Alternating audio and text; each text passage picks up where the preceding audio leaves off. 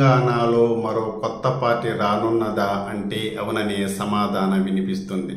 సొంత పార్టీ ఏర్పాటు దిశగా బీఆర్ఎస్ పార్టీ అధ్యక్షుడు కేసీఆర్ కుమార్తె ఎమ్మెల్సీ కవిత అడుగులు వేస్తుంది. సింగరేణి జాగృతి పేరుతో ప్రత్యేకమైన సంస్థను కవిత ఇటీవల ఏర్పాటు చేసి 11 ప్రాంతాలకు కోఆర్డినేటర్లను ప్రకటించారు. కొత్త పార్టీ పెట్టేందుకు వ్యూహాత్మకంగా నేను సిద్ధంగా ఉండా అంటూ కేటీఆర్లకు బహిరంగ సవాల్ విసిరిందని చెప్పవచ్చు.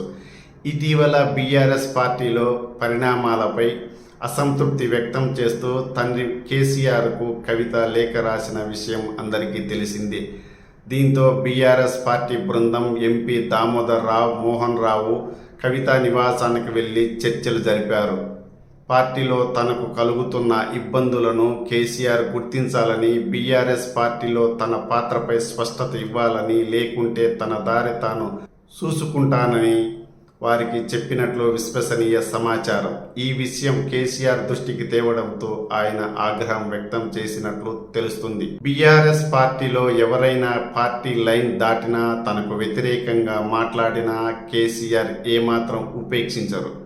కేసీఆర్కు రాజకీయంగా ఎదురుగా వెళ్లే వారిని, ఎలాంటి వారినైనా సరే వారి రాజకీయ భవిష్యత్తు అడ్రస్ లేకుండా చేస్తారు.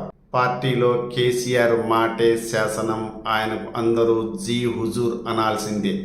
ఇక కూతురే తిరుగుబాటు చేస్తే సహించగలడా? ఇక కవితను పార్టీ నుంచి నిర్దాక్షిణ్యంగా గెంటివేసేందుకు రంగం సిద్ధమైనట్టు తెలుస్తుంది.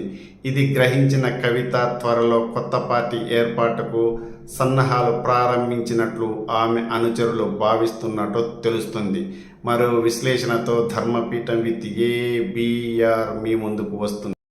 Please like, share and subscribe.